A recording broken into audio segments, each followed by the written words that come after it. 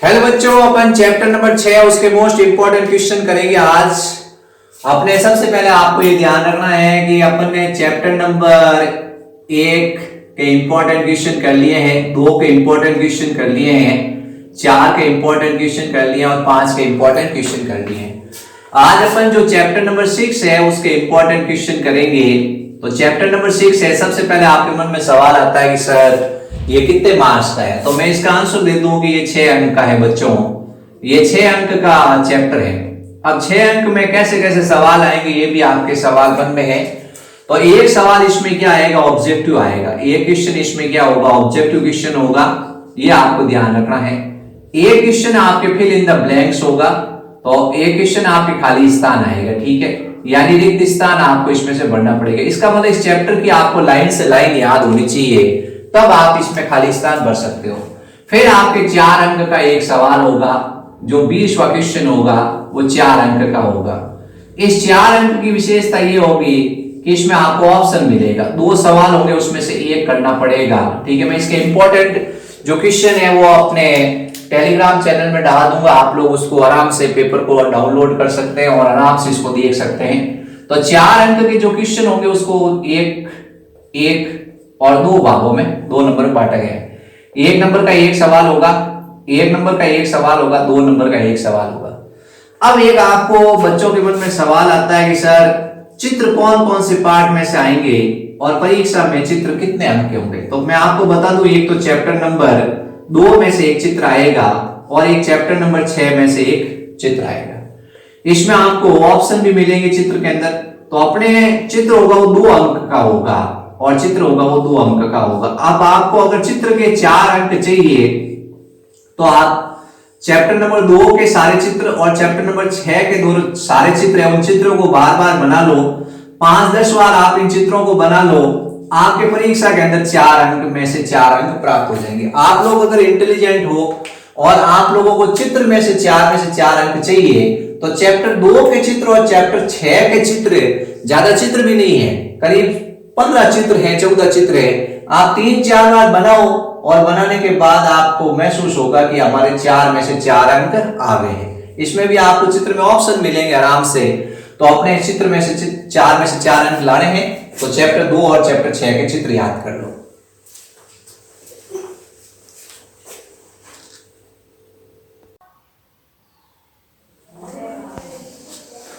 अपन chapter 6 है उसके important question है उसकी स्टडी करेंगे आज। सबसे पहला क्वेश्चन है, यदि डीएनए में एडेनिन 20% है तो थाइमिन कितने प्रतिशत होगा, ठीक है। ये क्वेश्चन बहुत इंटरेस्टिंग क्वेश्चन है। अपने को क्या करना है, इसमें एक फॉर्मूला फॉलो करना है। फॉर्मूला ये है कि अपने एडेनिन की मात्रा क्या होती है, थाइमिन के बराबर होती है, और गुआनिन की मात्रा किसके बराबर होती है, साइटोसिन के बराबर होती है। ये चारों मिलाकर क्या होते हैं, 100% होते हैं। कितने प्रतिशत होते हैं, 100% होते हैं। एक चीज ध्यान रखनी है। अब इसने कहा एडेनिन 20% है, एडेनिन 20% है तो थाइमिन कितने प्रतिशत होगा, 20%। फिर इसके बाद में अपने ये गुआनिन कितने प्रतिशत होगा, 30%, और साइटोसिन भी कितने प्रतिशत होगा, 30%। तो इसका उत्तर होगा थाइमिन कितने प्रतिशत होगा, तो 20% होगा, ठीक है। जितना एडेनिन होता है उतना ही क्या होता है, थाइमिन होता है, ये अपने ध्यान रखना है।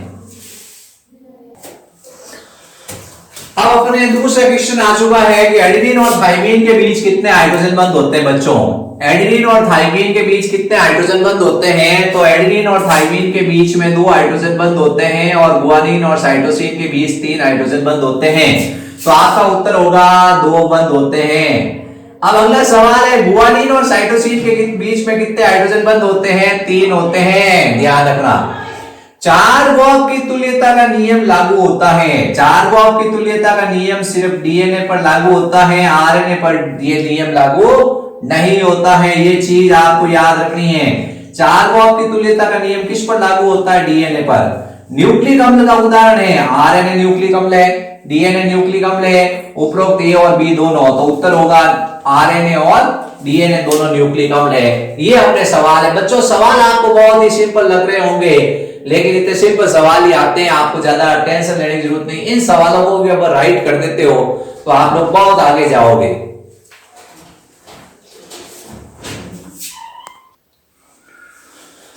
आपने मेरे 5 सवाल और लिखे हैं, आप लोग 5 सवाल का आंसर देने की कोशिश करें। न्यूक्लिक अम्ल की खोज किसने की? कौन सा वैज्ञानिक था जिसने न्यूक्लिक अम्ल की खोज की थी?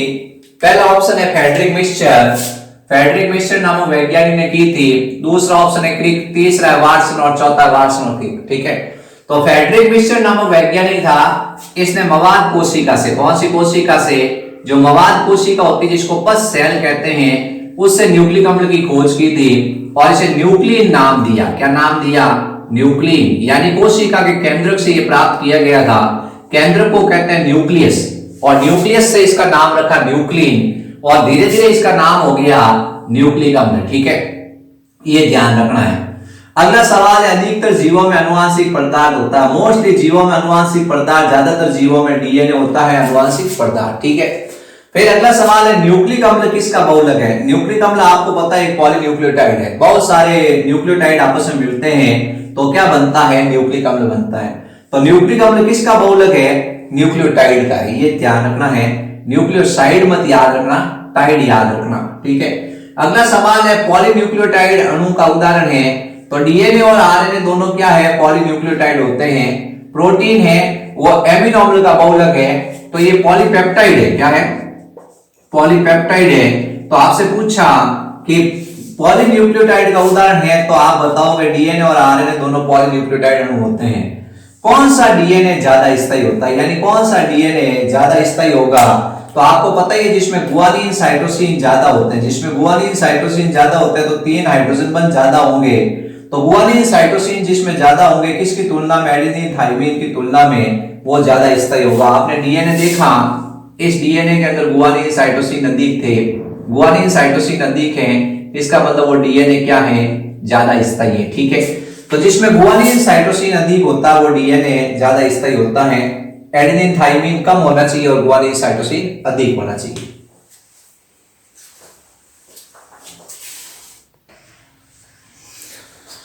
अब अगला सवाल है, जंतु कोशिका और पादप कोशिका में एडेनिन और थाइमिन और गुआनिन और साइटोसिन में से कौन अधिक होता है? तो आपको एक चीज याद रखनी है कि जंतु कोशिका और पादप कोशिका में आपसे कभी भी पूछे तो इसमें एडेनिन थाइमिन ज्यादा होता है, ये चीज आपको याद रखनी है। ठीक है, जंतु कोशिका और पादप कोशिका के जब डीएनए की तुलना की गई तो उसमें एडेनिन थाइमिन अधिक था, किसकी तुलना में? गुआनिन साइटोसिन की तुलना में। ठीक है, प्यूरिन उदाहरण है। अब आपको याद रखना है कि जो प्यूरिन है वो है एडेनिन गुआनिन। क्या है?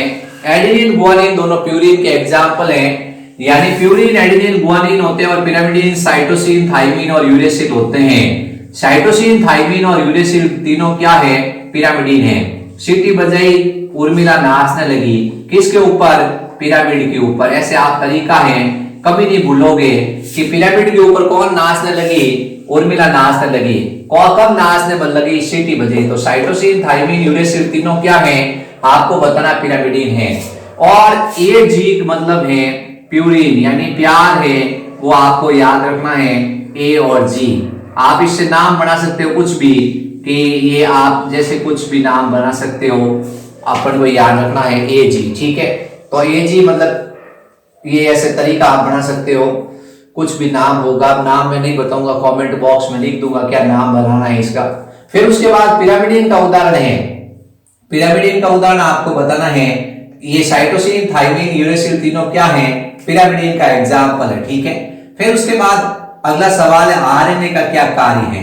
आरएनए का कार्य आपको बताइए कि डीएनए से आरएनए बनता है, इसको अनुलेखन कहते हैं, यानी अनुलेखन का कार्य आरएनए का होता है। उत्प्रेरक अणु होता है, एंजाइम है राइबोजाइम, ये एंजाइमिक अभिक्रियाओं को उत्प्रेरित करता है, तो आरएनए उत्प्रेरक अणु है। कुछ विषाणुओं में अनुवांशिक पदार्थ भी होता है आरएनए, तो उपरोक्त सभी आएगा। अब न्यूक्लियोटाइड बना होता है, न्यूक्लियोटाइड में 3 चीजें होती हैं। एक होती है पेंटोज शर्करा, एक क्या होती है? पेंटोज शर्करा। एक होता है फास्फोरिक अम्ल और एक होता है नाइट्रोजन क्षारक। तीनों के मिलने से क्या बनता है? न्यूक्लियोटाइड बनता है। तो न्यूक्लियोटाइड किसके मिलने से बनेगा? फास्फेट, पेंटोज शर्करा और नाइट्रोजन क्षारक, तीनों के मिलने से क्या बनता है? न्यूक्लियोटाइड बनता है।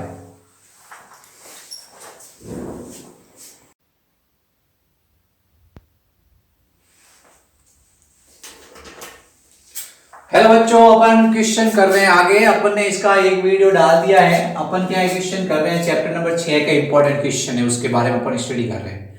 चैप्टर नंबर जो 6 है उसमें इंपॉर्टेंट क्वेश्चन में सबसे पहले अपन तुलना कर रहे हैं। अगला सवाल है चारगोप की तुल्यता का नियम समझाओ, यानी चारगोप की तुल्यता का नियम क्या है। तो चारगोप एक साइंटिस्ट था, उसने देखा कि ये डीएनए, चारगोप का नियम ये याद रखना सिर्फ डीएनए पर लागू होता है। अब इससे भी सवाल आ सकता है कि चारगोप का नियम डीएनए पे लागू होता है या आरएनए पे, तो आपको बताना ये केवल डीएनए पर ही लागू होता है। ये नियम क्या कहता है, ये नियम कहता है कि प्यूरिन है उसकी मात्रा पिरामिडिन के बराबर होती है। प्यूरिन कौन होता है, एजी प्यूरिन है। कौन है, एडेनिन गुआनिन प्यूरिन है। और पिरामिडिन कौन है, पिरामिडिन आपको पता ही है, साइटोसिन, थाइमिन और यूरेसिल, ये तीनों क्या है, पिरामिडिन है। अब इसने पूछा है कि कौन सा चारगोप की तुल्यता का नियम क्या है। पहला पॉइंट ये कह रहा है कि प्यूरिन की मात्रा पिरामिडिन के बराबर होती है, सही है, अपन जानते हैं। अब दूसरा ये कह रहा है कि एडेनिन और गुआनिन और बटा साइटोसिन प्लस थाइमिन का योग 1 आता है। जैसे अपन मान लेते हैं एडेनिन 10 है, ठीक है, एडेनिन 10 है, तो एडेनिन से कौन जुड़ता है, एडेनिन से आपको पता ही है ए से थाइमिन जुड़ता है। एडेनिन से कौन जुड़ता है, थाइमिन, तो थाइमिन कितना होगा, 10 होगा। गुआनिन मान लो 10 है, तो साइटोसिन कितना होगा, 10 होगा, ठीक है। तो अपन यहां लिखेंगे 10 प्लस 10 और यहां क्या लिखेंगे 10 प्लस 10 इजिकल टू 20 आएगा। इसका मतलब ये बात भी सही है। फिर ये कह रहा है एडेनिन प्लस थाइमिन। अब अपन क्या करते हैं, थोड़ा आंकड़ा बदलते हैं। एडेनिन यहां लेते हैं 15, थाइमिन कितना हो जाएगा, थाइमिन आपको पता ही है कि एडेनिन के बराबर थाइमिन होता है, 15 हो जाएगा। ये 10 रखते हैं, ठीक है। अब एडेनिन प्लस थाइमिन का योग करते हैं। एडेनिन कितना है 15, थाइमिन कितना है 15, गुआनिन कितना है 10 और साइटोसिन कितना है 10। तो अब क्या आएगा, 30/20 आएगा। तो ये क्या 1 होगा, नहीं। तो ये भी पॉइंट सही है कि एडेनिन प्लस थाइमिन का योग और गुआनिन प्लस साइटोसिन का योग 1 के बराबर नहीं होता है। ये आपको ध्यान से समझना है। ये थोड़ी मैथमेटिक्स आ गई है, थोड़ा आपको दिमाग लगाना पड़ेगा। तो इसका उत्तर होगा उपरोक्त सभी। क्या होगा, उपरोक्त सभी। ये चारगोप की तुल्यता का नियम तो आपको सबको आता ही बच्चों। अब अनुवांशिक पदार्थ आरएनए नहीं होता है, ऐसा कौन सा जीव विषाणु है या जो है जिसके अंदर अनुवांशिक पदार्थ आरएनए नहीं है। पहला है टोबैको मोज़ेक वायरस, टीएमवी, इसके अंदर तो अपन जानते हैं अनुवांशिक पदार्थ आरएनए होता है। दूसरा क्यूबिटा बैक्टीरियोफेज, इसमें भी अनुवांशिक पदार्थ आरएनए होता है।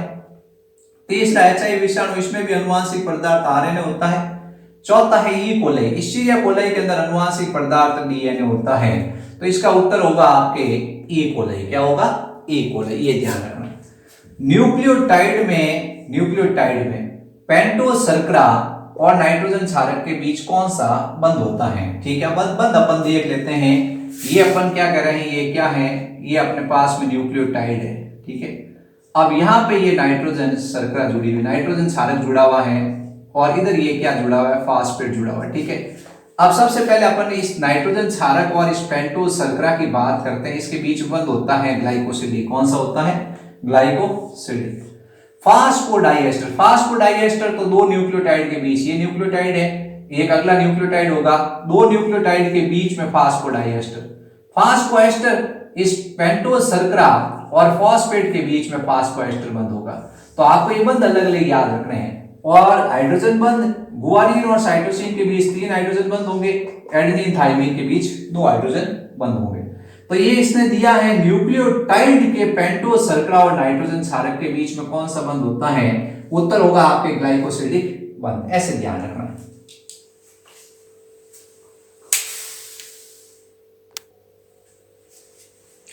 अब अपने सामने फिर क्वेश्चन आ चुके हैं। देखो क्वेश्चन नंबर 19 क्या कह रहा है, ध्यान से आप क्वेश्चन को ध्यान से पढ़ें, आपको आंसर जरूर आएगा। आप लोगों को बिल्कुल घबराना नहीं है। एग्जाम के अंदर आपको सब सवालों के उत्तर याद आ जाएंगे, आपको बिल्कुल भी हड़बड़ाना नहीं है। पेपर देख के एक बार तो आपको पसीने छूटेंगे, लेकिन आप हिम्मत रखना, आपको सारे प्रश्नों के उत्तर धीरे धीरे आ जाएंगे। आप रिकॉल याद करना। न्यूक्लियोसाइड बना होता है, सवाल है न्यूक्लियोसाइड बना होता है, तो एक तो होता है टाइड, क्या होता है, टाइड, और एक होता है साइड, न्यूक्लियोसाइड। साइड मतलब साइड 2 होती है और टाइड मतलब 3 होता है, ठीक है। साइड दाईं साइड और बाईं साइड 2 ही होती है। तो दो चीजें होती हैं, पेंटोज शर्करा और नाइट्रोजन क्षारक, इन दोनों के मिलने से क्या बनता है, न्यूक्लियोसाइड बनता है, ये चीज याद रखना। और जैसे ही पेंटोज शर्करा के साथ में नाइट्रोजन क्षारक के साथ ये फास्फोरिक अम्ल जुड़ जाता है तो तीन हो जाते हैं और तीनों के मिलने से न्यूक्लियोटाइड बना होता है। तो आपका उत्तर होगा पेंटोज शर्करा और नाइट्रोजन क्षारक, इन दोनों के मिलने से क्या बनता है, न्यूक्लियोसाइड बनता है। ठीक है, अब अगला सवाल है डीएनए में कौन सी पेंटोज शर्करा होती है। तो डीएनए का नाम आपको पता है डीऑक्सीराइबोज न्यूक्लिक अम्ल होता है, आरएनए का राइबोज न्यूक्लिक अम्ल होता है। तो डीएनए में के अंदर जो शर्करा होती हैं उसका नाम होता है डीऑक्सीराइबोज शर्करा। ये 5 कार्बन वाली शर्करा है। इसमें क्या होते हैं, H H H OH H और CH2OH। ठीक है, फिर उसके बाद अपन H और यहाँ पे क्या आ जाएगा, यहाँ अपने नाइट्रोजन क्षारक आ जाएगा, यहाँ फास्फेट जुड़ेगा। अब इसने सवाल पूछा है कि डीएनए में कौन सी पेंटोज शर्करा होती हैं, तो ये कार्बन नंबर 2 है, इस पे ऑक्सीजन होते ही इसका नाम हो जाता है राइबोज शर्करा, और ऑक्सीजन कम होते ही इसका नाम हो जाता है डीऑक्सी राइबोज शर्करा। तो नेचुरल सी बात है, डीएनए का नाम होता है डीऑक्सी राइबो न्यूक्लिक अम्ल, तो इसमें डीएनए में डीऑक्सी राइबोज शर्करा होगी, यानी दूसरे कार्बन पर ऑक्सीजन नहीं होगी। ठीक है, ये ध्यान रखना है। अगला सवाल है फास्फोरिक अम्ल और पेंटोज शर्करा के बीच में कौन सा बंध होता है। अभी अपन ने बंध का डिस्कशन किया था कि फास्फोरिक अम्ल और पेंटोज शर्करा पूछा है, तो हाइड्रोजन बंध तो किसके बीच होते हैं, गुआनिन साइटोसिन के बीच बंध होते हैं 3, एडेनिन थाइमिन के बीच होते हैं बंध 2। अब हाइड्रोजन बंध तो होंगे नहीं, फास्फोएस्टर बंध, बिल्कुल यही बंध होता है। कौन सा बंध होता है, फास्फोरिक अम्ल और पेंटोज शर्करा के बीच में फास्फोएस्टर बंध होता है। फास्फोडाइएस्टर बंध तो आपको पता ही है कि दो न्यूक्लियोटाइड के बीच में होता है, एक न्यूक्लियोटाइड का तीसरा कार्बन और दूसरा न्यूक्लियोटाइड है उसके 5वें कार्बन के बीच में फास्फेट फंस जाता है और फास्फोडाइएस्टर बनाता है। अगर यह न्यूक्लियोटाइड लिखा होता कि दो न्यूक्लियोटाइड के बीच में कौन सा बंध है, तब फास्फोडाइएस्टर होता। ग्लाइकोसिडिक बंध किसके बीच में होता है, ये जो अपन कह रहे हैं पेंटोज शर्करा है और साथ में क्या या नाइट्रोजन क्षारक है, उसके बीच में ग्लाइकोसिडिक बंध होता है। अगला सवाल है एडिनोसिन। एडिनोसिन आपको पता ही है, एडिनोसिन कहते हैं आपको तुरंत आप सोचोगे कि इसमें कौन सी शर्करा होती है, इसमें राइबोज शर्करा होती है। ठीक है, इसका नाम डीऑक्सी एडिनोसिन होता तब इसमें डीऑक्सी राइबोज शर्करा होती, तो इसका उत्तर होगा एडेनिन प्लस राइबोज शर्करा। एडेनिन और राइबोज शर्करा, राइबोज पेंटोज शर्करा है, 5 कार्बन वाली शर्करा है। ये भी पूछा जा सकता है डीएनए और आरएनए में कौन सी शर्करा होती है, डीएनए में डीऑक्सी राइबोज शर्करा, आरएनए में राइबोज शर्करा, ये दोनों पेंटोज शर्करा होती है, मतलब 5 कार्बन वाली शर्करा होती है। कैसी होती है, 5 कार्बन।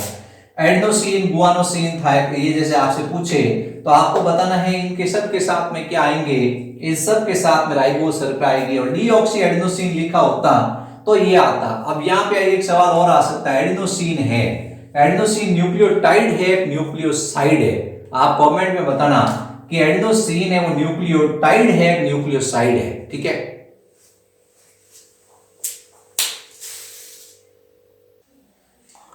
अब देखो अपने क्या है कि सवाल थोड़ा टिपिकल आ गया, क्या गया, टिपिकल आ गया है।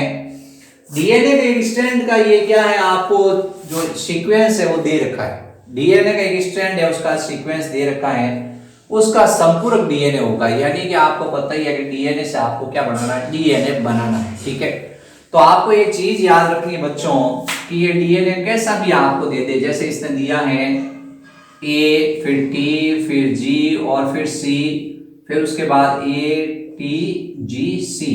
ठीक है, इधर लिखा है इसने 5 और इधर लिखा है 3, समझ गए।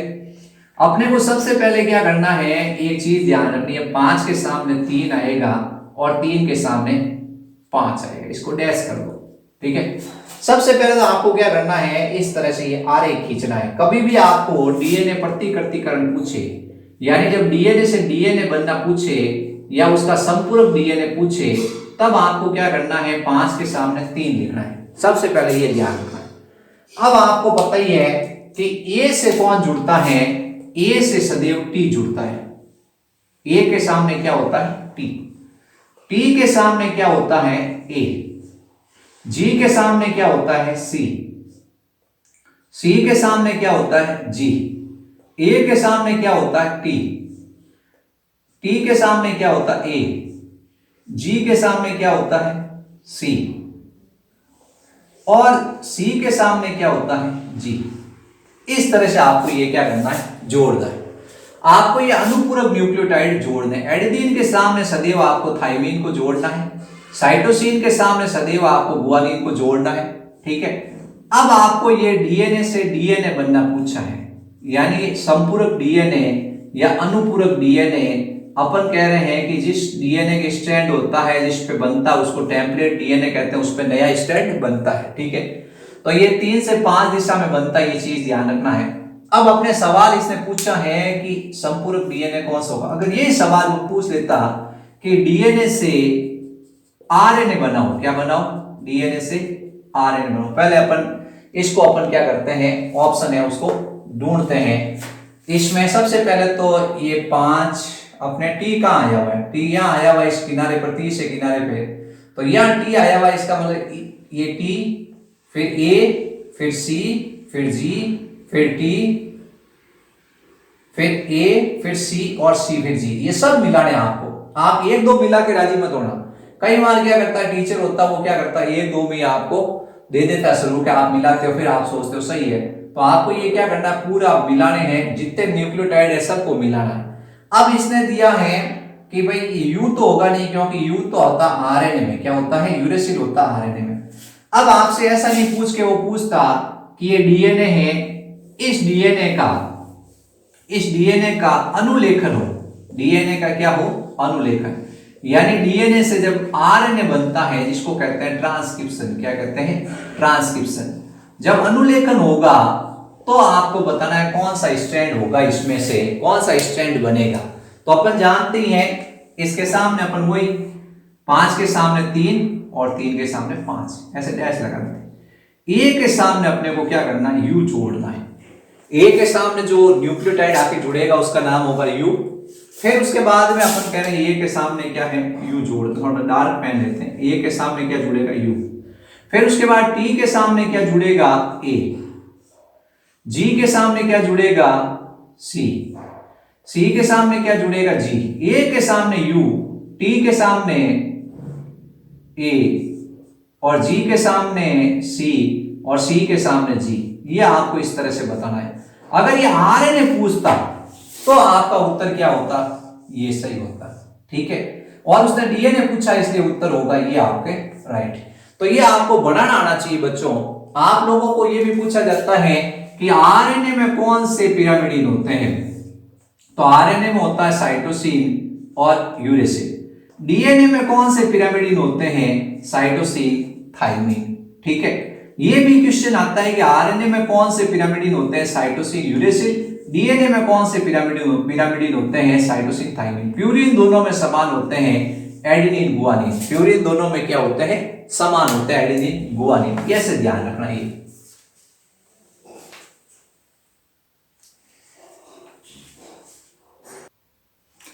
अपन 4 क्वेश्चन और लिख दिए अपन ने। अगला क्वेश्चन है पॉलीन्यूक्लियोटाइड के 5वें किनारे पर स्थित होता है। जो पॉलीन्यूक्लियोटाइड है श्रृंखला, उसके 5वें किनारे पर क्या स्थित होता है, तो 5वें किनारे पर फास्फेट स्थित होता है, ये ध्यान रखना। और 30वें किनारे पर क्या होता है, हाइड्रोक्सिल समूह होता है, ठीक है। 5वें किनारे पर उत्तर होगा कि फॉस्फेट समूह स्थित होता है, ठीक है। अगला सवाल है पॉलीन्यूक्लियोटाइड श्रृंखला का आधार किसका बना होता है। वाटसन क्रिक ने बताया था कि डीएनए होता है, उस डीएनए में ये क्या है, ये अपन कह रहे हैं कि ये है आधार, क्या है, ये आधार, ये क्या है, आधार है। ये आधार किसके बने होते हैं, ये आधार बने होते हैं sugar phosphate, sugar phosphate, sugar phosphate के। किसके बने होते हैं, शुगर और फॉस्फेट के बने होते हैं। इनके बीच में क्या होते हैं, इस तरह से ये स्ट्रैंड होते हैं, ये बने होते हैं नाइट्रोजन क्षारक के, ठीक है। तो आपको ध्यान रखना है, इन्होंने पूछा है आधार, तो आधार आप बताओगे नाइट्रोजन क्षारक के तो क्या होते हैं, आधार नहीं बने होते हैं। फास्फेट के सही है, शर्करा के सही है, तो इसने ऑप्शन दिया बी और सी, तो उत्तर होगा बी और सी दोनों। फिर थाइमीन का क्या नाम है, थाइमीन होता है, ये किस में पाया जाता है, सबसे पहले तो ये सवाल है, ये डीएनए में पाया जाता है। और आरएनए में थाइमीन के स्थान पर क्या होता है, यूरेसिल होता है, ठीक है। अब इसने पूछा है थाइमीन क्या है, थाइमीन का दूसरा नाम है 5 मेथिल यूरेसिल, ठीक है। यूरेसिल होगा नहीं, गुआनिन होगा नहीं, एडेनिन होगा नहीं, तो इसका नाम होगा 5 मेथिल यूरेसिल। एक्सरे विवर्तन तकनीक, एक्सरे विवर्तन तकनीक है उस तकनीक से डीएनए की संरचना का अध्ययन किसने किया था, यानी एक्सरे विवर्तन तकनीक द्वारा डीएनए की त्रिविमीय संरचना प्रस्तुत की गई थी। जो त्रिविमीय संरचना है वो प्रस्तुत की गई, 3 डायमेंशनल है, वो प्रस्तुत की गई थी, वो विल्किंसन और फ्रैंकलिन द्वारा प्रस्तुत की गई। 2 वैज्ञानिक थे, एक का नाम विल्किंसन था, दूसरा फ्रैंकलिन था। इन दोनों ने क्या है, एक्स रे विवर्तन तकनीक द्वारा डीएनए की संरचना का अध्ययन किया। अब डीएनए का डबल हेलिक्स मॉडल, कई बार ये सवाल आ चुका है, बहुत बार ये सवाल आ चुका है कि डीएनए का द्विकुंडली मॉडल किसने प्रस्तुत किया था, वाटसन और क्रिक ने। इसके लिए उनको नोबेल पुरस्कार भी मिला था। इन्होंने जो डीएनए का मॉडल दिया था उससे कई अनुसंधान है, उनके रास्ते खुले थे। तो डीएनए का जो द्विकुंडली या डबल हेलिक्स मॉडल दिया था वाटसन और क्रिक ने, इन्होंने डीएनए का अध्ययन करके ये मॉडल प्रस्तुत किया। अब बच्चों अपन क्या है, और भी ज्यादा इंपॉर्टेंट क्वेश्चन है वो लेके आ चुके हैं। वाटसन और क्रिक के मॉडल में से ये सवाल है, अपने 2-3 सवाल ऐसे हैं जो वाटसन और क्रिक के मॉडल में से हैं। अगर आपको वाटसन क्रिक मॉडल याद है तो आप इनके आंसर यूं दे दोगे। वाटसन और क्रिक ने जिस डीएनए का अध्ययन किया वह कौन सा था, वो बी डीएनए था। आपको ज्यादा कंफ्यूज नहीं होना, उसको कहते हैं बी डीएनए या दक्षिणावर्त डीएनए। वाटसन और क्रिक ने जिस डीएनए का अध्ययन किया वो कौन सा था, तो आपको बताना बी डीएनए। एक कुंडलन में कितने जोड़ी नाइट्रोजन क्षार युग्म होते हैं, तो एक कुंडलन में वाटसन और डीएनए जिस डीएनए का अध्ययन किया था उसमें 10 जोड़ी नाइट्रोजन क्षार युग्म थे। कितने थे, 10 जोड़ी ऐसे नाइट्रोजन क्षार युग्म थे। तो आपसे पूछा एक कुंडलन में जो एक ये हेलिक्स है, इस हेलिक्स में कितने जोड़ी नाइट्रोजन क्षार युग्म थे, तो आपका उत्तर होगा 10 जोड़ी। डीएनए में 2 क्षारक युग्मों के बीच की दूरी कितनी होती है, एक क्षारक युग्म ये है, दूसरा ये है, एडेनिन, थाइमिन और गुआनिन, साइटोसिन, ये क्षारक युग्म है।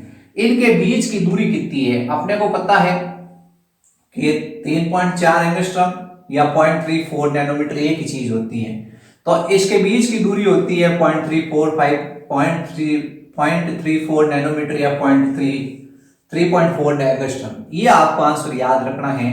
ये तो पूरे पिच की लंबाई होती है। अगर आपसे पूरा पिच पूछा जाता कि भाई पूरा पिच है, उस पिच की लंबाई बताओ, डीएनए के पिच की लंबाई बताओ, तब आप क्या करोगे, 3.4 नैनोमीटर या 34 एंगस्ट्रॉम आप बताओगे। ठीक है। अब डीएनए के कुंडलन का व्यास, ये डीएनए इसका कुंडलन का व्यास होता है 20 एंगस्ट्रॉम। क्या होता है, 20 एंगस्ट्रॉम होता है। अगला सवाल है, आणविक जीव विज्ञान का केंद्रीय सिद्धांत किसने प्रस्तुत किया। मोस्ट इंपॉर्टेंट क्वेश्चन है। वैसे तो सारे क्वेश्चन इंपॉर्टेंट है, कोई भी आ सकता है, लेकिन ये सवाल मुझे बहुत अच्छा लगता है कि आणविक जीव विज्ञान का केंद्रीय सिद्धांत किसने प्रस्तुत किया। क्रिक नामक वैज्ञानिक ने किया था, एफ से क्रिक था, उस वैज्ञानिक ने ये प्रस्तुत किया था।